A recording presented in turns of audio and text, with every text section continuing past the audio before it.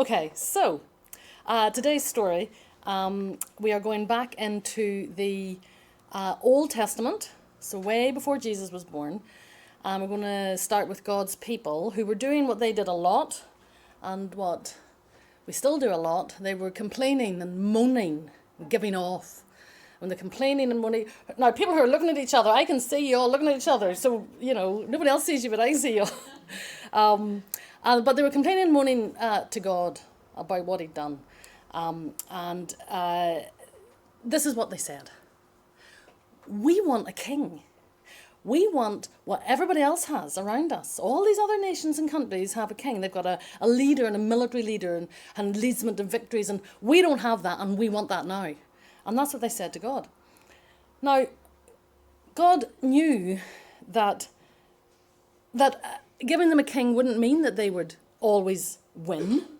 Giving them a king wouldn't mean that he would always lead them well. And some of the kings actually turned out to be really, really terrible. But they kept moaning and complaining. So God relented and he gave them a king. And today's story is about one of those kings. Now, the most famous one that almost everybody knows about is King David. And that is not who today's story is about. But it's about his son. And he was called Solomon. And God said to Solomon, "Ask me for anything you want, and I'll give that to you." And so Solomon thought about that. Think about that. Like, what would be at the top of your list? Would you like a little bit of wealth? Would you like a little bit of power? Would you like an unbeatable army? So Solomon thought about it, and Solomon said, "God, I need wisdom. Help me to lead your people well." And God was so pleased with that. And God said to Solomon, "Because you have asked for wisdom," because that comes from God, "because you have asked for wisdom," oh yes, I think we have a picture. Is this clicking? There we go. "Because you have asked for wisdom," this is an AI Solomon. We do not have a photograph of Solomon. But this is the only thing AI is good for. Here it is. So, "Because you have asked me for wisdom instead of riches, I'm going to give you both." So that's what he gave him. And Solomon was known as the wisest king who ever lived, the wisest man who ever lived. People would travel not only from his own country to come and sit and listen to him, because nobody else was saying the things that he was saying. But people would come from other countries and come and sit and listen to King Solomon, because he had a wisdom that came from God, and nobody else had that. And he used his wisdom and he used his riches to obey and follow God. And he built for God this temple. This is what it would look like from what it's described in the Bible. This is the first temple, because people could draw near to God there. And then all that stuff was put in place about the sacrifice and all of that kind of stuff. And people could understand how to worship God in the splendor of his holiness. And this was an amazing temple. And that is the first thing that he did. But even the wisest king in the whole world wasn't wise enough.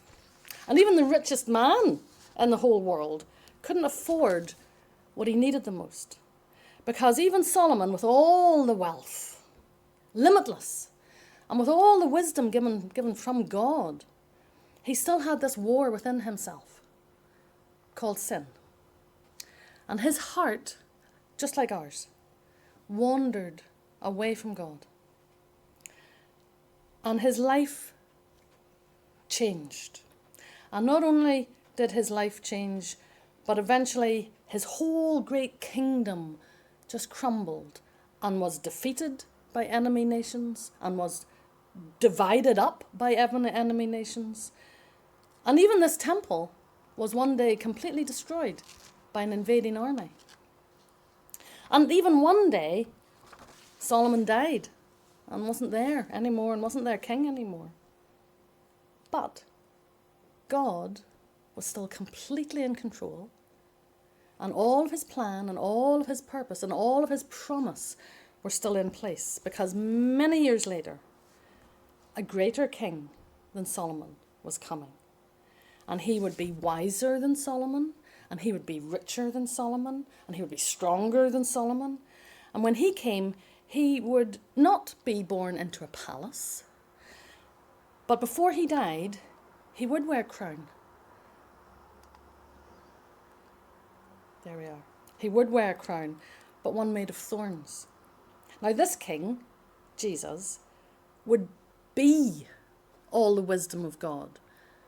All of that wisdom in God that spoke and created everything that exists, that we know in this earth, everything that exists in our universe that we know, in the unknown universe that we have no idea about. Every single atom and molecule of all of that comes out of the wisdom and the heart of God.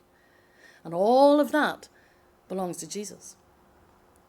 And this Jesus not only is the wisdom, but he would become the sacrifice.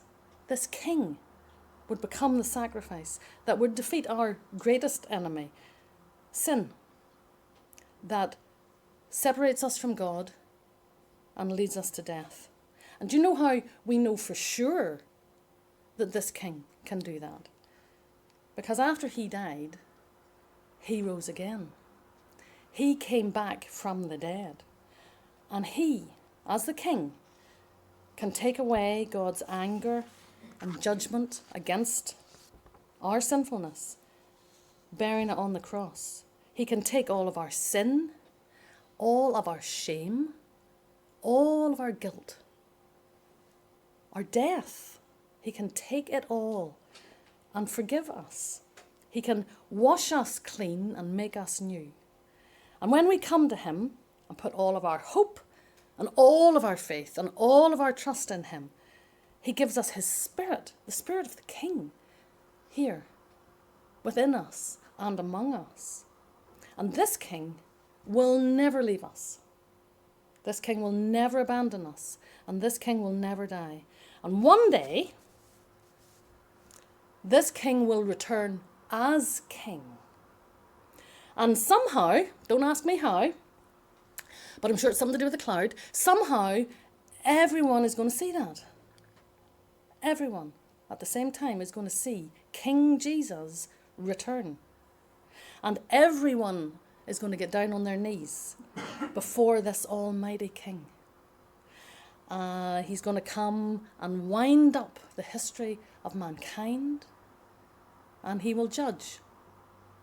And he will judge because he's a good king. He will judge justly and righteously. And until that day, he is calling you to come.